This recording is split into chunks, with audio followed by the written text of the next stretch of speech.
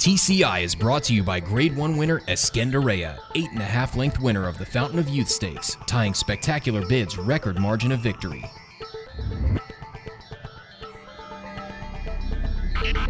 Welcome back to TCI, your inside track to the Triple Crown. Alongside Joel Cunningham, I'm John Siegel. Joel, we are moving on to the second round of the point system. The races we talk about will be worth 50 points. But before we do that, we need to recap the Southwest Stakes. It was run at Oaklawn. Joel, the track was sloppy. It was sealed. It affected a lot of horses' performance, but it didn't affect Super 99. No, it didn't affect your winner one bit. He came in as the odds-on favorite for Bob Baffert. And this colt just relished the slop, John, as if he needed an advantage. He came in as the fastest horse, and then 10 plus links later, he's your winner with a very impressive performance. We'll go straight now to the Twin Spires race replay, and we'll take a look at the stretch run here. You see him well in front already, turning home, switches the leads on cue, and just absolutely gallops over the sloppy track. He relished it, John. I mean, he's got a great wet track pedigree. Right. I mean, pulpit, APN, top side, umbrados on the bottom side, and anytime you seal the racetrack like that, it can favor inside speed, especially a classy colt like this. He just pulls away, wins by double digits. Again, got a 101 bris rating, so a lot of check marks in his column now. We've seen Bob Baffert make a second home at Oaklawn, these 3-year-old races with talented horses. He did it last year, winning with 3 big horses, Secret Circle, Castaway, and Bodemeister. Same style, went to the lead and kept on going. So he checks a lot of boxes for you, but didn't do enough to get on the TCI top 10. You know what's interesting is Bob Baffert talks about this colt, said that he thought all along he was going to be a sprinter, and you can see it. He's a short-coupled horse, heavier made horse. He looks like a one-turn fast kind of horse, not one that you'd expect to have a lot of stamina, but he's found a niche here at a middle distance. However, I think going forward to a classic distance, he's going to have a problem maybe holding up. We'll learn a lot more about him maybe next time out in the Rebel Stakes when he's going to have to face A, much better field, and B, maybe some more pace pressure and distance. All right, so at this point, he stays off the TCI top 10, but we do have several runners in the TCI top 10 in action this weekend. Let's pick it up at the Fountain of Youth Stakes because that's where we see our number one horse. It's Violence. Joel, he's undefeated.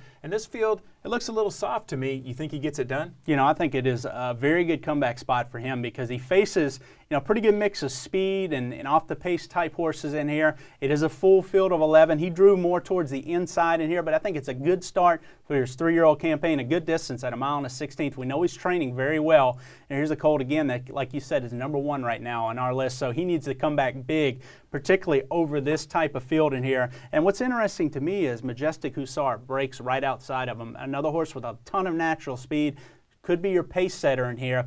Be interested to see going in that first turn. If he's able to clear Violence, Violence then is able to come around and find a good stalking trip. I think that's going to be important for him to be able to get in the right position to run down these horses in the stretch. But Violence, another horse with tactical speed. He's given up 6 pounds to most of these horses. But again, he's so much better in this group, John. I expect a big performance out of Violence because I agree with you. It's not a super deep group. All right, another horse that's worth mentioning in this race before we move on to the Risen Star is he's had enough. That horse ships in from Santa Anita. He was supposed to run at Fairgrounds. They decided to go to Gulfstream instead. What do you think about the tactics? What's interesting is he's a deep closer. So they thought, well, we got to get him away from Santa Anita because it plays at speed.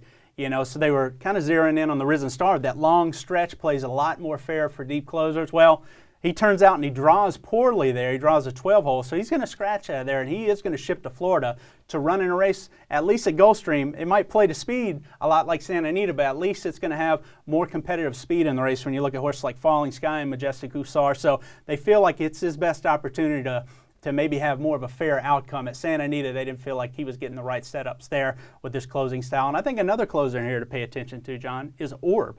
He's a horse that, by Malibu Moon, that has really been on my radar since he broke his maiden. He comes out of that same maiden race at Saratoga first time out that Violence did when he got left at the gate. And he's out of unbridled mare. He's bred to run all day. I really liked his last race. I thought it was sneaky good because he got in some trouble. So Orb here, you see him in the stretch run in that race. He's a colt that if he's able to save ground early on that rail draw and stay out of trouble and gets enough speed in front of him, I think Orb can make a big run in here. All right, let's move now to the Risen Star, Joel. As soft as we think the Fountain of Youth is, the Risen Star is actually the tougher race of the weekend. Joel, we got some great horses in here, including Oxbow. This is a great field, John. I mean, this is just a super race. You know, we talked about how soft the Lecomte was based on the fact that Oxbow was your runaway winner, wasn't a whole lot behind him. Well, a lot of people saw opportunity. They saw that $400,000 purse and that 50 points up for grabs coming to the Risen Star. and they got an oversubscribed field. We know he's had enough scratching out, but there's still going to be 14 now with Sunbeam, the Louisiana bred, drawing into the field. But you want to talk about depth. Bob Baffert brings in Code West in here. You've got Oxbow in your race coming out of the comp for the double-digit victory. Normandy Invasion, the Fox Seal colt for Chad Brown, the Tappet that ran so well in the Remsen. He's making his 3-year-old debut. He's on a lot of top 5, a lot of people's Derby lists. He didn't make our list. He's still got to show us something, but he's interesting. Palace Malice, a colt that I absolutely have been all over since his 2-year-old races at Saratoga, John. Finally stretching out around 2 turns. Had a good work with Violence over the weekend at Palm Meadows for this race. They're really looking forward to him stretching out, and so am I. It's just a great race all the way around. My Loot, a local horse for Tom Amos, has a ton of speed and showed he can handle 2 turns. I'm very excited about the Risen Star. I definitely think the winner of this race is going to have a huge leg up going forward and making that Derby field. And I do think with the 50-point total, I think both of these races, the winners are probably going to be good enough to get in that Derby field with 50 points. Well, we're not sure if they get in the Derby field. I know you said they think they will, but one thing's for sure, we will have a new points leader after this weekend. I mean, the way the points set up, it's 50 for the winner, it's 20 to run second, and you get 10 points for running third. So we're going to see a lot of changing this weekend in the point system for sure. All you got to do is win one of these 2 races, and you more than have a double lead on horses like Shanghai Bobby and Golden Sense, who right now are in first with 24 points. So I think now you're finally starting to see real impact on the Derby picture. I do believe the winner of both of these races will make it into the Derby field.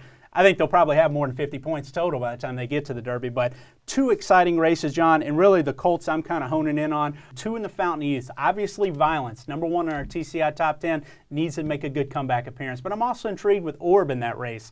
In the Risen Star, amongst all the top horses in there, 2 really catch my eye. They're both on the TCI top 10. That's Oxbow. Finally faces a tougher group in here. Can he step up to the challenge?